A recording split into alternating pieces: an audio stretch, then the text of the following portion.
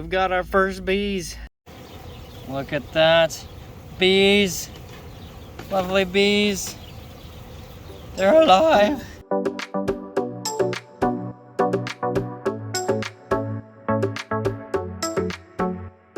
We've got the male, whoa, right here.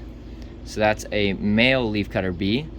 And we're on day 15, and that's about on schedule, maybe a day ahead of schedule. So that's looking good. So he's darkening up super well. Wings are starting to develop. So we came into the bee shop, and you can see there's parasites all over the place. And today is the day we're supposed to put Vapona in, and there wasn't any here yesterday. So we're right on target, but you don't want to wait very long, because what's happening is the parasites are emerging and they are mating, and then they are laying eggs in our other bees cells, and they will attach themselves to the bees and transfer later, because at this stage they're probably not eating the larva because they're not larva stage anymore, but they will continue to develop. So we're putting in a bunch of Vapona, and we have black lights all around in different places trying to draw it out. The goal is we want them to die right here on the edge of the tray. We've extracted them from and died, but the fact that they're getting all the way to the black light means there's not enough Vapona, which makes sense because we're just putting in Vapona right now.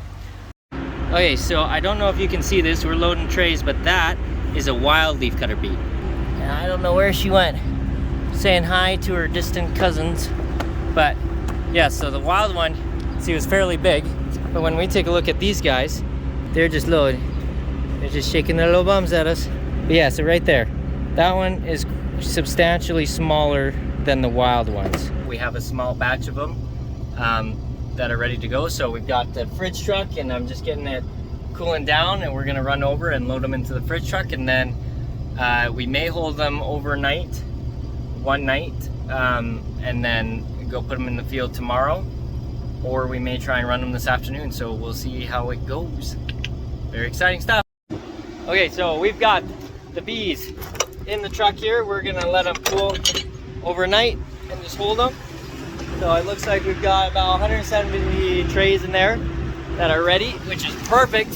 That's exactly how many we wanted ready right at this moment, which is pretty miraculous. Alrighty, so doing a late night check, but we're seeing here that the parasites are dying right as they're coming out of the trays, and that is perfect.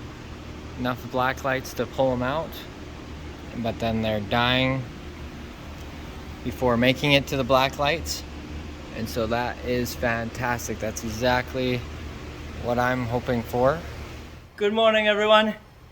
Bee season is officially here. If it hasn't already officially been here for a couple weeks, putting shelters out, but the bees go out today. I'll give you an update when we start putting some bees out in the field and get the guys started, and then I'll race back. Alrighty, we are here dropping off some bees. Me and Darren got the bees in the fridge truck. This is our third field we're putting out. The honeybees are already there. We use, well, Corteva, Nutrien, BASF, these companies, they use honeybees and leafcutter bees because the honeybees are better at cooler temperatures. Leafcutter bees are better at hotter temperatures. And if anything happens with either one, they're kind of an insurance policy against the other one. So we work in tandem. So it works out great. We rented a Kubota to get us through because one of our other Can-Ams broke down. So we're getting that fixed. But it's on to victory.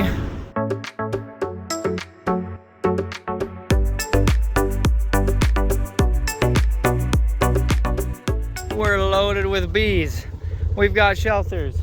We've got flowers. So we're gonna make this, go in there, pollinate that.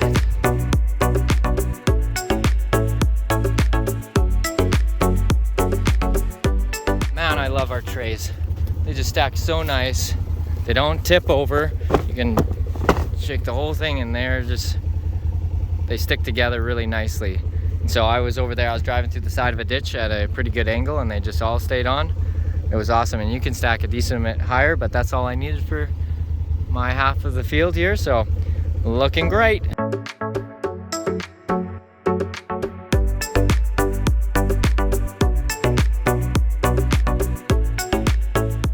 So we take our tray of bees and we put them up in a little hammock here, and they are just swinging super happy, glad to be alive.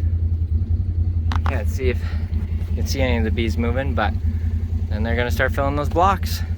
Yeah, look at that, there are a bunch of happy bees.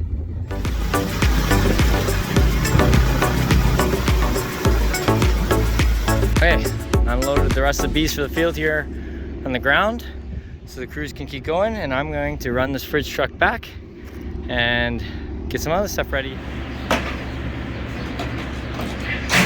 Everyone say hi, we're doing bees like crazy. We got crews, we got Darren, we got Josh, we got that bee truck is loaded with bees, that truck is loading with bees. We've got crews over here loading up side-by-sides. Boss man! So then they're loading up these side-by-sides to go to the field, and we've got another side-by-side. They're loading a couple side-by-sides on the trailers over there. Question, interrupt video. We got questions interrupting my video. See you later. Okay, so took a time lapse of us clearing out the bee building. So the tricky thing with a big space like this is our overflow. So we had extra bees this year, so we had to put some in the bee shop here. The problem is that it is not nearly as nicely set up as what Tasha did with Janice and Dad and everybody getting those incubators ready and having the socks that distributes the heat, because in those incubators we can get the same temperature at the top as the bottom, and so they all incubate and hatch at the same time. All right, so we've got bees coming out all different sides. We've got them coming everywhere. So we're just loading up. It's coming together. There's definitely some things that we're gonna improve on here. We're hoping to build a new bee building here soon. Everything ground level. Then we can use the roller trays like on these bottom four. It's just so easy to roll and move around and so handy. But we'll get through this year, and then we'll work hard on getting ready for the next year. It's gonna be awesome. Hey guys, 11 o'clock at night. We've got 4, 5, 6, 7, 8 all sorted out. All the hot ones are in the fridge. The 2 fridge trucks trying to cool them down. It's so brutally hot. Problem is that I just checked, did my 11 o'clock round in the fridge truck, and the bees are creating so much heat inside there just from their little bodies that they're actually keeping it too warm in the fridge truck, even though the fridge truck is set almost to freezing. They're creating enough heat and the fridge truck can't even keep up. It's starting to have alarms. I think it's overrunning itself, or it's freezing up. And so I went in there and spread out the rows of bees a bit more, because when bees get close together, they kind of heat each other up because their little bodies are just going. But the crew did an amazing job. They put in some serious hours and some serious work today. They're killing it. And so here the next couple days we just got to race and get those bees out before they use up all their energy and they starve themselves in the tray. But we'll have pretty much all hands on deck tomorrow, and we'll get a lot of bees out. So it's exciting. One more week pretty much, and it's all the stress is over with. But it's a week or two of mayhem.